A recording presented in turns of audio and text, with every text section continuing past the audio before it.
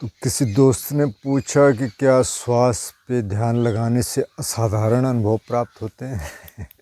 तो इसकी चर्चा हम कई बार कर चुके हैं। बुद्ध को जब वो बोधिसत्व थे, अभी इनलाइटेंड नहीं थे, तो सांस पे ध्यान लगाने से ही इनलाइटेंड हुए। तब कोई और अनुभव आप ढूंढ रहे हैं तो वो भी देख लीजिए। तो यहीं से शुरुआत होगी और जब करेंगे तो पता चलेगा। आप कह रहे हैं कि साधना सही चल रही, इसका कैसे पता चलेगा? काम, क्रोध, लोभ, मोह ये विकार आपके कम होने शुरू हो गए तो आपकी साधना ठीक चल रही है। आप थोड़ा और शांति का अनुभव कर रहे हैं तो आपकी साधना ठीक चल रही है।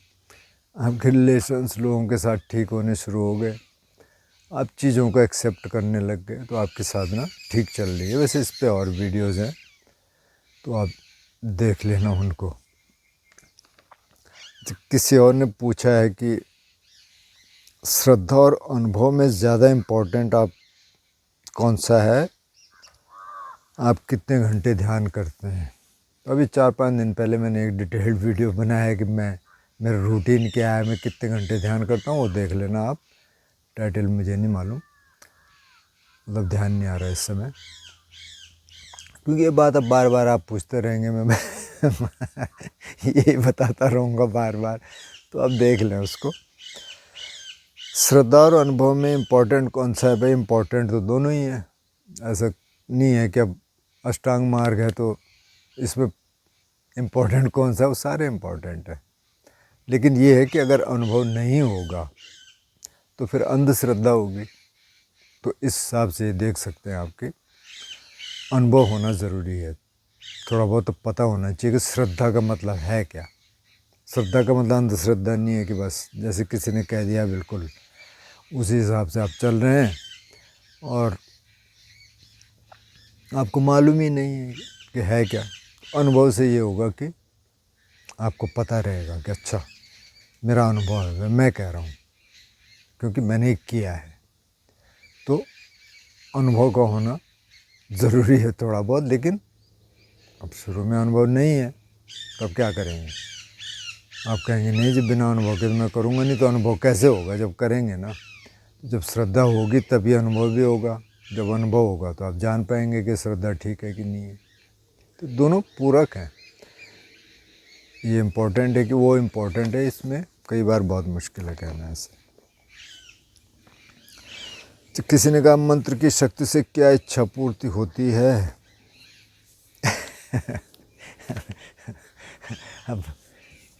अब क्या है, इनके बहुत सारे प्रश्न होते हैं बाय द वे, जिन्होंने प्रश्न किया है।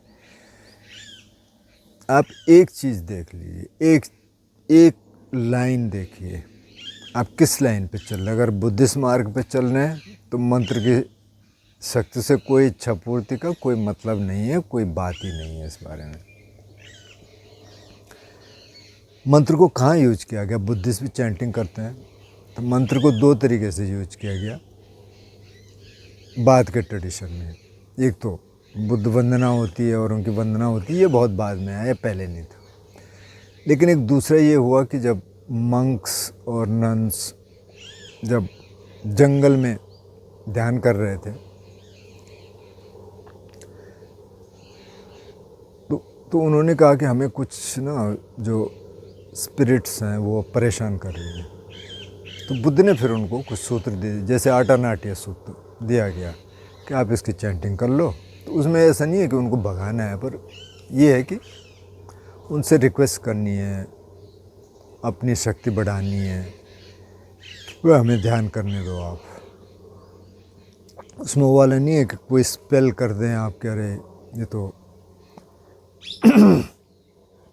उसके प्रभाव से वो भाग जाएंगे या कुछ हो जाएगा, ऐसा नहीं है।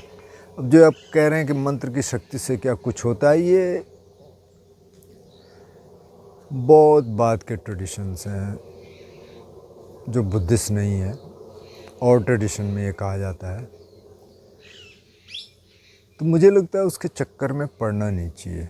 आप चैंटिंग का इस्तेमाल इसके लिए कर सकते हैं कि जैसे मैं करता हूँ कई बार कि नींद आ रही है तो उसकी चैंटिंग का इस्तेमाल कर लो। बाकी जो हम मंत्र की बात कर रहे हैं कि कोई एक मंत्र करेगा, या कई बार कहते हैं कि फलाना तो तांत्रिक है और ये कर देता वो कर देता, पता नहीं क्या क्या है, लेकिन ये बुद्धिस्ट पाथ में ये है नहीं। अगर आप ध्यान कर रहे हैं तो आप ध्यान करिए, उसी से बहुत कुछ हो जाएगा। और जो आपके कर्म संस्कार हैं, आप चाहे मंत्र करो चाहे कुछ करो, वो कर्म संस्कार आएंगे जिन्होंने आना है। अभी 2-3 दिन पहले की वीडियो में हमने बताया कि कुछ तो कर्म आएंगे आएंगे, कुछ नहीं आएंगे, कुछ अभी डिज़ोल्व हो जाएंगे। तो आपने पहले कैसे कर्म किए उसके रिजल्ट आएंगे। तो एक लाइन पे चलिए, ये मतलब एक पद्धति देख लीजिए। अब आप इधर भी देखेंगे उधर भी देखेंगे, वो भी करेंगे तो फिर आप बहुत कंफ्यूज रहेंगे। इन्हीं का एक सवाल है कि अनिच्छानत दुख को आसान भाषा में समझा दीजिए। वैसे इस पे हमने बातचीत तो की है, पर कई बार अब इन्हीं का एक कुछ सवाल थे जिसमें इन्होंने कहा कि आपने तो बहुत कॉम्प्लिकेटेड कर दिया उसको, पता नहीं कितने टॉपिक डाल दिए। भाई ये रिलेटेड है। जो अष्टांग मार्ग है, आप कहें सिर्फ इसकी बात करो और किसी की बात ना करो, तो वो तो एक दूसरे से सारे जुड़े हुए हैं। जैसे शील समाधि प्रज्ञा, शील समाधि को सपोर्ट करता है, समाधि प्रज्ञा को सपोर्ट करता है, प्रज्ञा समाधि और शील को सपोर्ट करती है, समाधि प्रज्ञा और शील को सपोर्ट करता है। तो एक दूसरे के लिए आप अगर उस मार्ग पे चल रहे हैं, तो अगर आपने सिर्फ शील पालने, ठीक है, आप सिर्फ शील पाल सकते हैं। तो अनित्य, अनंत और दुख, बहुत सिंपल भाषा में अनित्य या अनित्य का मतलब है जो नित्य नहीं है, नित्य का मतलब जो शाश्वत नहीं है। तो जैसे वैदिक ट्रेडिशन में कहा जाता है कि आत्मा एक शाश्वत है, बदलता नहीं है। बुद्ध ने कहा कुछ शाश्वत नहीं है, सब कुछ बदलता है। तो जो बदल रहा है, चेंज हो रहा है, वो अनित्य है। तो उसको फिर शरीर में देखने को पहले कहा, यहाँ से समझ आएगा। तो जो वेदना अनुपस्नाम करते हैं, जो बॉडी अवेयरनेस की बात हम करते हैं और फिर कहते हैं देखिए क्या हो रहा है, तो उससे पता चलता है कि अच्छा ये चेंज हो रहा है। ये जो संवेदनाएं हैं ये शाश्वत नहीं है, हमेशा के लिए नहीं है, चेंजिंग प्रोसेस है। तो वो अनित्य है। बहुत सरल भाषा में। थोड़ा सा और आगे देखेंगे तो ये पूरा शरीर और मन ही अनित्य है। जिसने जाना है पूरा ब्रह्मांड में जो कुछ है वो सब कुछ अनित्य है। उन्होंने कहा कि अब कुछ कुछ तो हम देख ही रहे हैं ना, पशु जगत में, प्राणी जगत में, जितने वृक्ष हैं आसपास सब जाएंगे। कई बार लगता है कि ये शिला, ये पहाड़ तो ऐसे रहेगा और कुछ नहीं रहेगा। ये प्लेनेट भी ख़त्म होगा एक दिन, गैलेक्सीज भी ख़त्म होंगी और फिर नई बन रही हैं, पुरानी ख़त्म हो रही हैं। तो ये अनित्य है। तो नित्य कुछ भी नहीं है, सब कुछ चल रहा है। उन्होंने कहा कुछ स्थिर है ही नहीं। ये बुद्ध ने 2500 साल पहले कहा, जो अब साइंस कह रही है कि सब कुछ चल रहा है, बदल रहा है। जो शिला को हम कहते हैं कि जड़ है, उन्होंने कहा कुछ जड़ नहीं है भाई, उसके अंदर भी सब चल रहा है। तो बहुत संक्षेप में, तो बहुत सरल भाषा में तो ये है, शायद आपको समझ आ रहा होगा कि जो बदलने वाला प्रोसेस है उससे समझ आ जाएगा कि सब कुछ बदल रहा है, जैसे हम बदल रहे हैं। अब जो मैं 20 साल पहले था वह भी नहीं हूँ, आप भी नहीं है, कोई भी नहीं है। जो एक बच्चा पैदा होता है, धीरे धीरे बढ़ रहा है, बड़ा हो रहा है, नाम वही है, कहते हैं वही है कि हाँ भाई ये मेरा नाम है, लेकिन वो तो सारा चेंज हो गया। 3-6 महीने में तो सब कुछ चेंज हो जाता है, बॉडी का सारे सेल बदल जाते हैं। तो वो अनित्य है। उससे आप अनित्य या अनित्य पाली में संक्षेप में ये है। अनंत को समझना थोड़ा सा मुश्किल है, उसको भी समझेंगे। लेकिन दुख, अब दुख तो उन्होंने कहा जाति भी दुख है, जरा भी दुख है, मतलब जन्म ही दुख से होता है, बुढ़ापा भी दुख है, बीमारी भी दुख है। ये सारे दुख तो हैं, वो आप समझ ही रहे हैं दुख को, सभी के जीवन में आते हैं। किसी ने कुछ कुछ कह दिया वो दुख है, प्रिय से बिछुड़ना हो गया वो दुख है, अप्रिय से मिलना हो गया वो दुख है। उन्होंने गिनाए सारे दुख, लेकिन उन्होंने कहा संक्षेप में ये जो 5 खंड हैं, जो एक तो शरीर है और एक जो मन के 4 खंड हैं, वेदना, संज्ञा, संखार, विज्ञान, मतलब सेंसेशन, वेदना का मतलब सेंसेशन, संज्ञा का मतलब परसेप्शन, जो परसीव करता है, जगत को देख रहा है। अभी मैं देख रहा हूँ, इधर सुन रहा हूँ, आवाज़ें आ रही हैं पीछे से काफ़ी सारी, क्योंकि सुबह का समय है ये। इस स्पॉट में पहली बार बैठा तो कुछ छोटे कीड़े हैं, मच्छर हैं या क्या, मच्छर तो नहीं है पर उसी तरह के कुछ हैं जो घूम रहे हैं मेरे आगे पीछे, तो इसलिए मेरे को हाथ भी लाने पड़ रहे हैं। तो वो दुख है, सारे दुख हैं, सारे जीवन में दुख है। पर उन्होंने कहा संक्षेप में ये जो 5 चिपकाव के खंड हैं जिनसे हम चिपके रहते हैं, शरीर मेरा है, कितना ध्यान रखते हैं शरीर के लिए, रखना चाहिए, मतलब एक्सरसाइज भी करनी चाहिए और भी करनी चाहिए, पर सजने धजने में, इसमें अरे ये हो गया, इतना सा कांटा चुभ गया तो लगता है पता नहीं क्या हो गया मेरे को। और उससे भी ज़्यादा मन के जो 4 स्कंद हैं उससे हम चिपके रहते हैं। मेरे को अच्छा फील होना चाहिए, मेरे को अच्छा चाहिए, मेरे को अच्छा सुनना है, मेरे को अच्छा देखना है। तो उन्होंने कहा वो दुख है, क्योंकि जब अच्छा नहीं मिलेगा तो दुख आएगा। जब तक अच्छा है तो ठीक है, जब अच्छा नहीं है दुख आएगा, और ये तो बदलता रहेगा। तो पहले तो ये दुख है, ये 5 उपादान खंड दुख है। लेकिन असली दुख क्या है कि जो संसार में हम विचरण कर रहे हैं, अब इस योनि में आ गए, अब किसी और में जाएंगे, मरने के बाद फिर और में जाएंगे, वो चल रहा है लगातार। तो उन्होंने कहा ये असली दुख है। क्योंकि अभी तो हम कहते हैं कि नहीं मैं इन्जॉय कर रहा हूँ, जैसे किसी ने कमेंट किया था कि मैं तो इन्जॉय करती हूँ, ध्यान भी करता हूँ पता नहीं, और इन्जॉय भी करता हूँ। तो वही तो इन्जॉयमेंट है जिसको चिपकाओ कहा, कि हम उससे चिपके रहते हैं, वही तो नहीं छोड़ पाते। अगर वो छोड़ पाते तो डुबकी लग जाती है एक एनलाइटनमेंट की। तो जिस दिन ये समझ आ जाए कि यार ये तो पता नहीं मैं कब से ये कर रहा हूँ, मिलियंस और बिलियंस ऑफ लाइफ टाइम यही कर रहा हूँ, यही कर रहे हैं, तो वहाँ फिर थोड़ा सा विराग आएगा। तो असली दुख तो वो है कि जो इधर से उधर, उधर से उधर, उधर से उधर चल रहे हैं, असली दुख वो है। और इस जीवन में दुख है ही है। तो इस जीवन में दुख इसीलिए समझाया कि भाई इसी से आप गुजरते रहेंगे हमेशा। अब कुछ और योनियाँ हैं, जैसे उन्होंने कहा देवलोक है, उसमें दुख नहीं है, लेकिन मरने का दुख उसमें भी है, क्योंकि उसमें भी अमरता नहीं है, कहीं भी अमरता नहीं है, सारा बदल रहा है। अब अनंत है, अनंत मतलब अनात्म, की आत्म नहीं है। इस पर भी हम चर्चा कर चुके हैं, पर आप कह रहे हैं बहुत संक्षेप भाषा में, बहुत सरल भाषा में समझा दीजिए। तो सरल भाषा में ये है कि परमानेंट सोल कुछ नहीं है, जो कि शाश्वत है, ऐसा कुछ नहीं है। उन्होंने कहा ये शरीर आत्मा नहीं है, न शरीर में आत्मा है।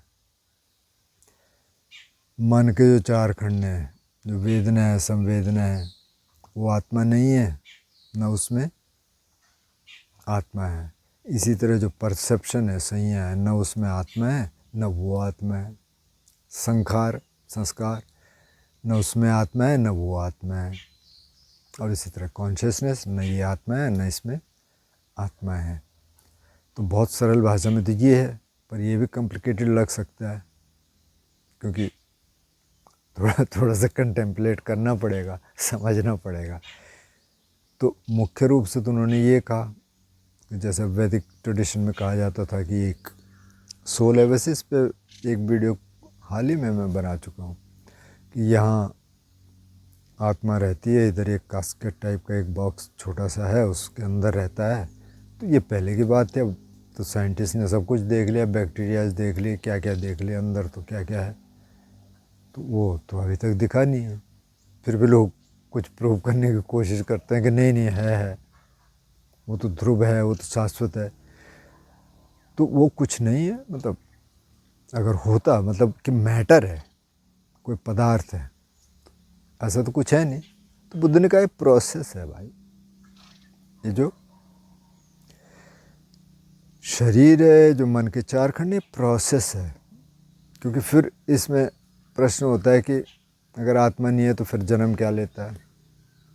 उन्होंने कहा जन्म, ये जो कॉन्शियसनेस है, जो कि प्रोसेस है, वही जो चेतना है, जब मृत्यु होगी और मृत्यु के समय जो चेतना होगी, और उस चेतना की वेवलेंथ से जो चेतना कहीं और होगी, वो वहाँ जाके मैनिफेस्ट होगी, वहाँ जाके पैदा हो जाएगी या कंसीव हो जाएगा, जिस भी योनि में जाएगा।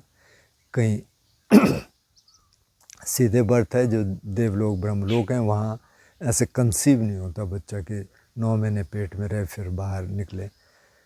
वहाँ तो सीधे स्पॉन्टेनियस है, तुरंत वो एकदम जवान रहता है, और जवान पैदा होता है और जवान ही रहता है पूरी ज़िंदगी में। जब मरता है तो मर जाता है, बॉडी ख़त्म, वहाँ कुछ नहीं रहता। ऐसा स्क्रिप्चर्स में है। लेकिन यहाँ और नीचे के लोकों में, जैसे पशु लोक है, वहाँ प्रोसेस अलग है। तो अब जो कॉन्शियसनेस है, जो विज्ञान है, विज्ञान है, उसकी वेवलेंथ क्या होगी, जिस तरह के आपने कर्म किए होंगे, जो आखिर में आएगा।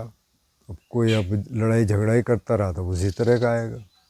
कोई अगर ध्यान करता रहा, दान करता रहा, तो उसका उसी तरह का आएगा। तो इसलिए ये सब ज़रूरी है कि शील समाधि प्रज्ञा का जीवन जिए, ताकि आखिरी टाइम पे मन शांत रहे, मन उस तरह की तरंगों में रहे, ताकि वो उस तरह का जीवन मिले। अगर तब तक एनलाइटेंड नहीं हुए तो जो कि लंबा रास्ता है।